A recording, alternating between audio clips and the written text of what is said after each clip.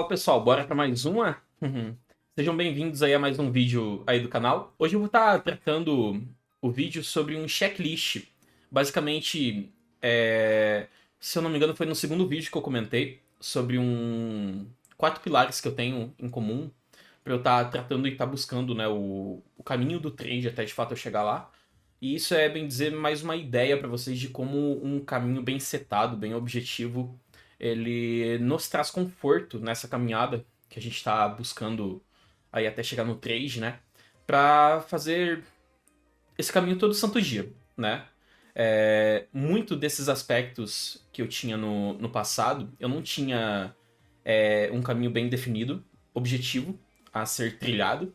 E eu ficava com muitas dúvidas. Tinha dias que eu fazia coisas totalmente diferentes, outros dias eu nem fazia, seja mapeamento ou via como é que estava a estrutura do time frame maior, enfim. E hoje eu aplico todo dia a mesma coisa e não tento sair dessa linha, né? Porque é algo que a gente vai criando hábitos, costumes e isso impacta muito positivamente lá no futuro. Então, sem mais enrolação, bora começar. Hoje eu tenho aqui para vocês uma forma de apresentação que eu fui atrás de fazer, que mostra um pouquinho dessa trajetória, né? De como eu observo o mercado. Eu tratei isso, se eu não me engano, lá no segundo vídeo, mas vou entrar em um pouquinho mais detalhes aqui dentro. E é um exemplo, né, para vocês de como vocês podem estar elaborando para si mesmos.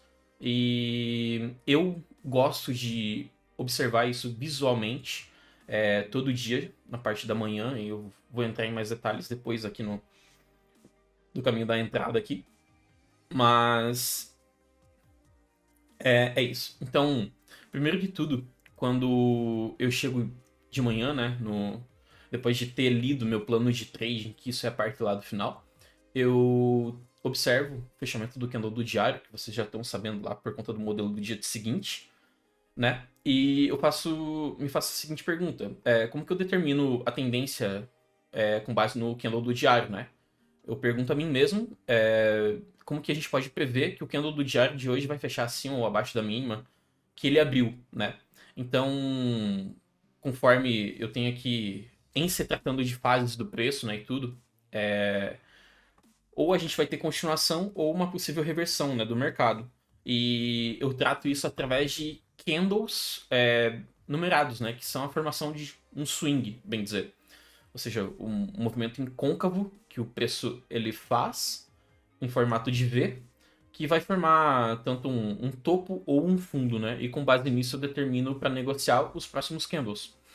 Então, com base nessa tendência direcional de alta ou de baixa, a gente vai começar a estruturar a nossa configuração de negociação de acordo com os prazos mais baixos e pontos de interesse que eles vão ter em comuns, né? Mas tudo começa no time frame maior, porque a gente precisa saber para onde o preço está se movimentando e qual que é a nossa expectativa com base nesses pontos. Então, isso é o que eu procuro na vela do diário.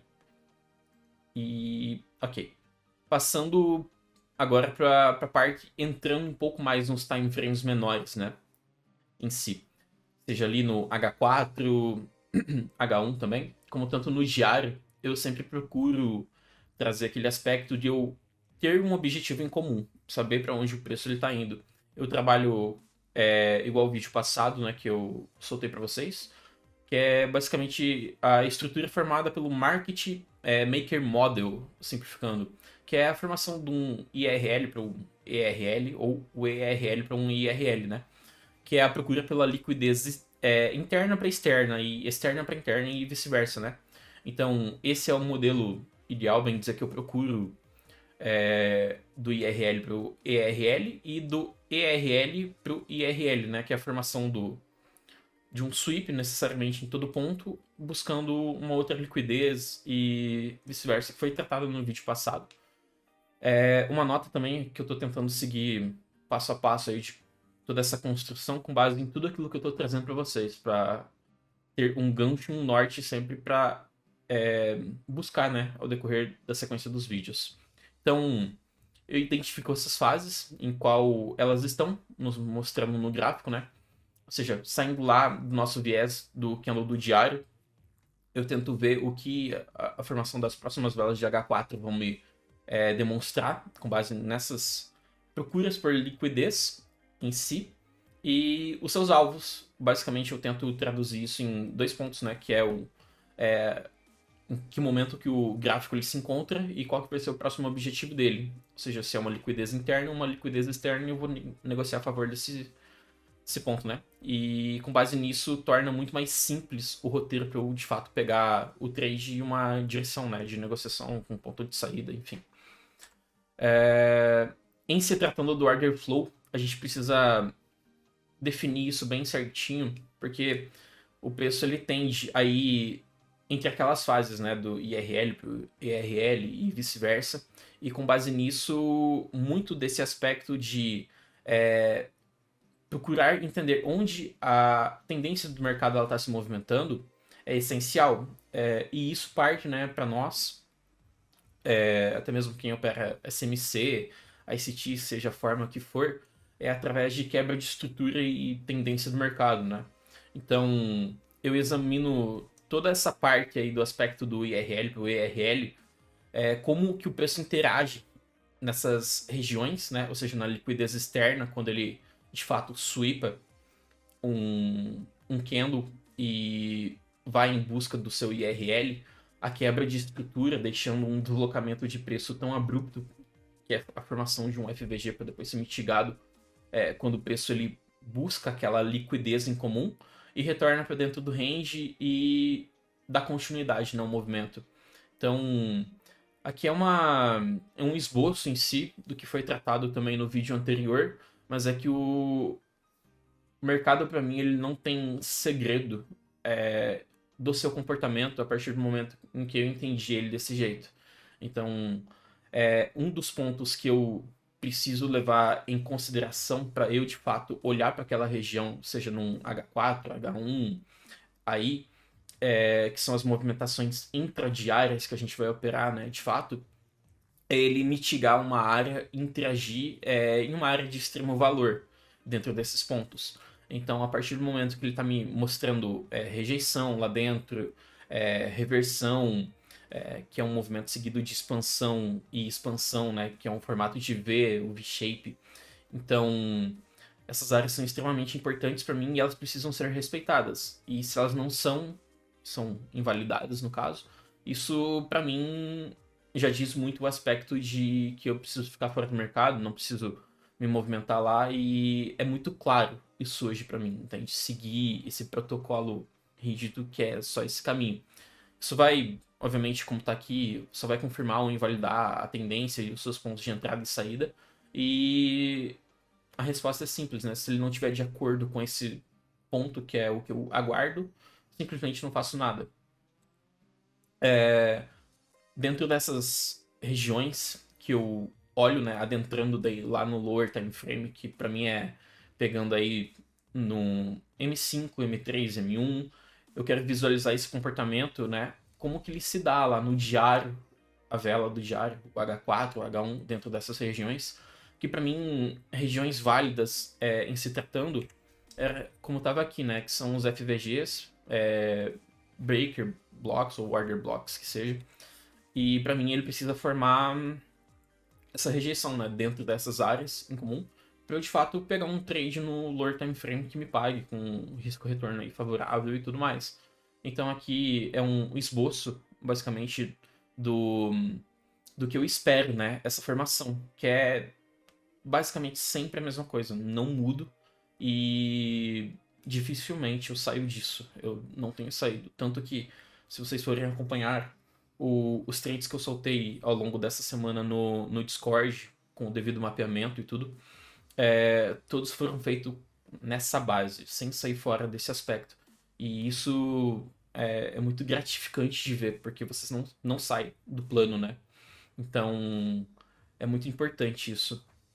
Ou seja, para mim, o que eu mais considero é a formação dentro de um FVG, né? Que é uma lacuna ali de valor justo que vem para ser rebalanceada, ou após uma quebra de estrutura de fato, que ele corrige nos 50% do range, ou a formação de um IRL para o IRL, vice-versa, né? Em se tratando Desse aspecto que eu tô vendo, sei lá, se o preço vai reverter de fato, buscar aquela região interna para depois seguir a tendência do time maior, né, no caso. Então, há formas de trade, há formas de operar em momento de reversão, retração, expansão, seja como for. E precisa entender esses ciclos do mercado em si, né? Outro aspecto também que eu, assim, é primordial e está sendo primordial para mim também, é a base de existir e ter, né, de fato, a divergência de SMT entre dois ativos correlacionados. Por exemplo, quando eu olho para o Nasdaq, eu fico observando também a movimentação do S&P, como também eu comecei a olhar recentemente, desde semana passada, mais ou menos, o Dow Jones. Então, nesse aspecto, enquanto um ativo ele está só sweepando, o outro ele tá respeitando, né, o último fundo que de fato ele fez. E tem a sua quebra de um candle lá no time maior. Então eu olho bastante para isso porque me diz muito dessas fases do preço, quem tá com urgência de fato para sweepar aquela região ou se ela vai segurar, enquanto determinado ativo tem um FVG que ele tá mitigando, o outro ele não tem, entende? Que ele só vai lá para ser rebalanceado. Então existem todos esses fatores que eu olho e quando você pega o costume de observar, acaba que vai muito rápido. O que muda, para mim, caracteriza essa mudança de estrutura, né, que eu falo, é sempre um CSD, que é a troca no estado da entrega do preço, ou seja, ele sai da curva vendedora para o lado da curva compradora, e isso é muito característico em si de você, de fato, marcar seu choque, marcar seu MSS, né, que é a quebra ali da estrutura do mercado. Então, isso daqui mostra para mim muito para onde o mercado ele vai mudar, né? Ele sai do lado vendedor para o lado comprador. Então, eu sempre observo se, tanto lá no lower time frame como também no time maior, né? Se ele está fazendo uma quebra intradiária, ou seja, sweepou a Ásia, quebrou uma estrutura lá e Londres está mandando o preço para cima ou para baixo, né? Seja como for. Então, a tendência do mercado ela muda, você tem um alvo de liquidez para ser buscado, e principalmente quando essa quebra de estrutura ocorre em uma área de extrema relevância, para mim, importante, e é isso que eu tento observar. Ou seja, sempre o sweep, a quebra de estrutura, não tem erro, né? Ou seja, sigo rigorosamente isso. Então, entrando um pouquinho, até mesmo nesse post aqui, que foi um dos últimos que eu soltei no Instagram, ele trata sobre algo em comum que eu levo muito interesse, que é quando ocorre um driver no mercado. Um driver, para mim, é uma notícia, ou a abertura mesmo do mercado, a vista, né, do Nasdaq, principalmente, que traz volatilidade para o mercado mesmo, né, que é a injeção de liquidez. E sempre se ocorrer alguns desses ser antes ou depois, né, de determinado horário, eu vou dar um aspecto muito importante para ele, porque isso serve como baliza para a gente determinar para qual direção o mercado e rumo ele vai tomar. Um exemplo em comum que eu posso dar na data de hoje mesmo foi a notícia do payroll que saiu, né? A notícia ela sai às 8h30 da manhã, e se vocês forem observar que a manipulação e a reversão, bem dizer, ocorreu às 8h30. E que foi o horário que saiu a notícia. E quando de fato esse driver importante saiu a notícia e o mercado ele só subiu, né, no dia de hoje, vocês marquem uma linha na abertura da vela de 30 minutos, né, ou seja, às 8h30, e tracem ela para a direita. E logo em seguida, observem como que o preço ele se afasta dessa linha. E se o preço se afasta dessa linha de fato,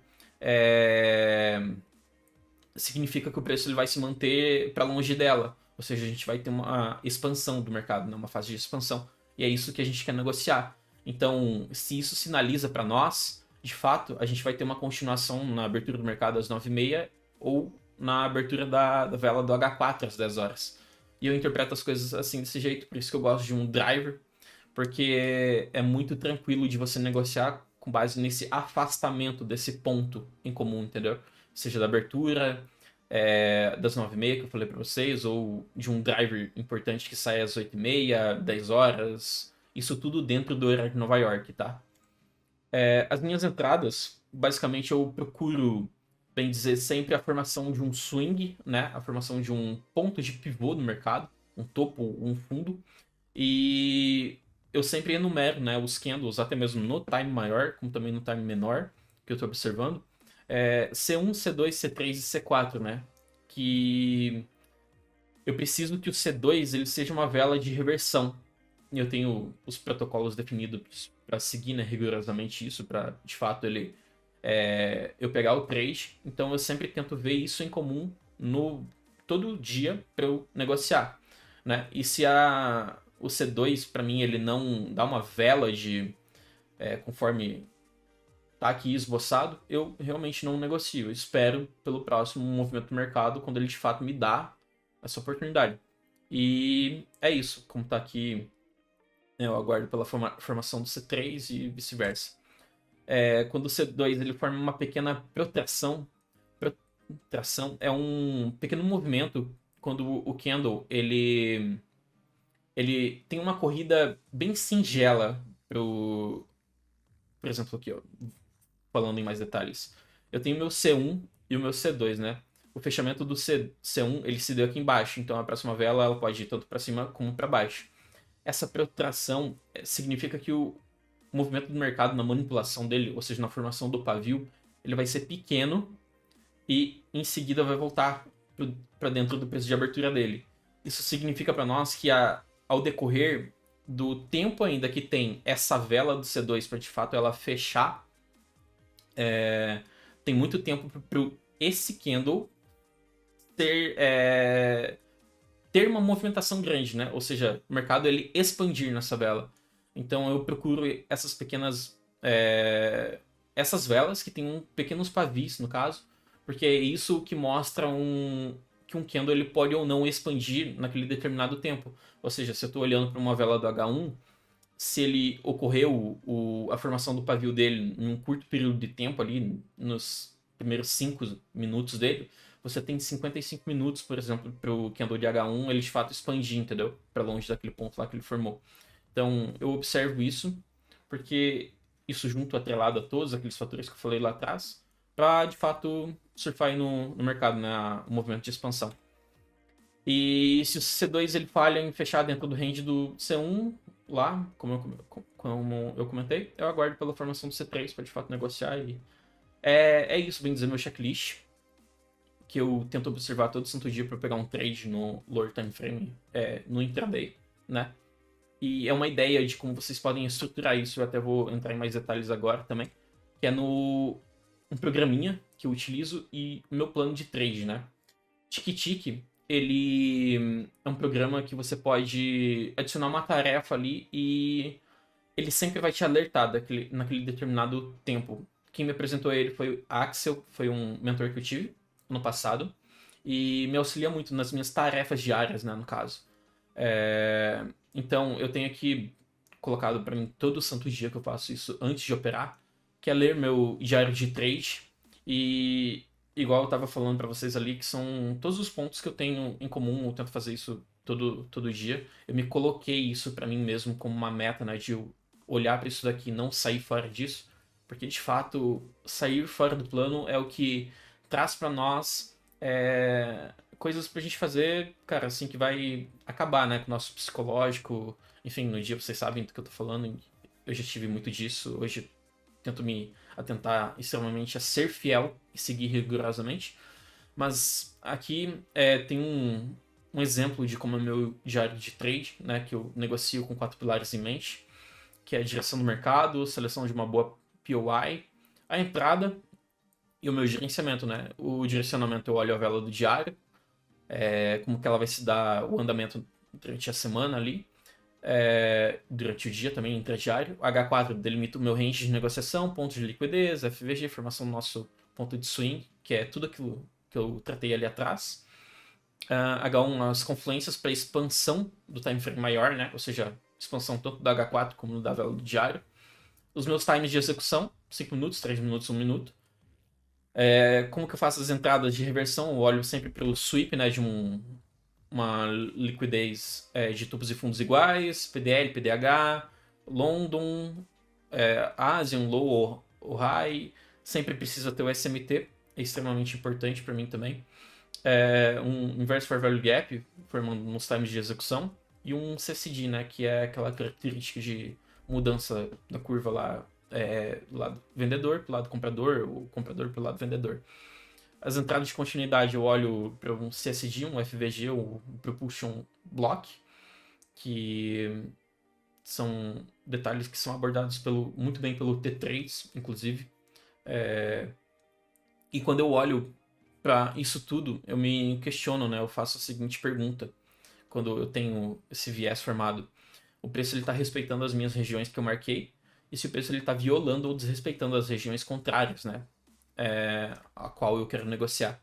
E essa daqui é uma das chavezinhas também que eu coloquei para mim, que é em qual fase o preço ele se encontra. Ou seja, se o mercado está em uma fase de expansão, se ele está em uma fase de consolidação, reversão ou de retração. Porque o preço ele sai de expansão para uma dessas três últimas, e se ela se encontra em alguma, o mercado ele vai fazer a outra, né? Eu tratei sobre isso em um post do Insta, como também tem lá no meu Discord, aqui no meu Discord, então fiquem à vontade para olhar. A minha janela de trade, né? As regras que eu tenho no trade ali, que é sempre verificar as notícias, ou seja, o meu gerenciamento também, quanto que eu posso perder no dia. Limitar meu fumo para 2 negociações, negociar só durante sequência de vitórias até uma perca. Isso daqui eu não utilizo hoje. Eu faço 1, 2 trades no dia e olha lá, eu não saio disso. E para eu executar uma entrada, eu preciso que o preço atinja um nível importante para mim, porque muitas das vezes em que quando eu saí fora do plano, eu não estava negociando em uma boa região, entendeu? Aí, como eu marco o gráfico, é mapear meus swings protegidos e as falhas de oscilação também, que são as failure swings, que são conceitos lá que eu aprendi. Mapear os ranges de negociação, né, da vela do H4, H1, vice-versa. Liquidez e ter um objetivo claro a ser buscado, né, um alvo ali, seja, se eu tô com viés bullish, tô com meu alvo em um topo e é aquilo ali, atingiu aquele objetivo, tô fora do mercado e é isso, né. E um dos pontos também que não tá aqui no plano de trading, mas que eu elenquei aqui, é que no final da sessão de operações eu passo tudo para um caderninho, que eu até já havia mostrado para vocês, que é esse daqui. No início da manhã eu anoto, né, tipo, todo santo dia, como eu tô me sentindo, se eu tô predisposto a operar, tô confiante, como é que eu tô, se eu tô mal, enfim. E no final do dia, após as operações, eu lanço as informações, né, de como foi a minha entrada, como deu RR, se deu loss, break-even, enfim, tudo na plataforma de trading, né, que eu utilizo, que é a Equity Flow, que eu já mostrei para vocês lá no primeiro e segundo vídeo. Então, mas é isso, pessoal. Espero que vocês tenham curtido aí, mais ou menos uma ideia do checklist, um plano de trading aí para vocês. Eu tô pensando em compartilhar com vocês essa apresentação, tá? Então, se vocês gostaram e assistiram até aqui o final, espero que vocês curtam, comentem, se inscrevam aí no canal e podem solicitar comigo a apresentação no Discord, tá? No privado, ou até mesmo no Instagram. Quem assistiu até o final vai ganhar aí a apresentação aí, mais ou menos, e onde procurar, tá? Ah, tá. E sobre o TickTick, ele se encontra lá no meu Discord em ferramentas, lá em estudo. Tem uma série de programas e suas explicações de como eu utilizo, né, até mesmo outros programas, o Anki, ou sites de IA ali para eu observar, como estudar um vídeo, fazer mapa mental, por aí vai. Beleza? Espero que vocês tenham curtido e é isso por hoje. Valeu aí, brigadão por todo mundo.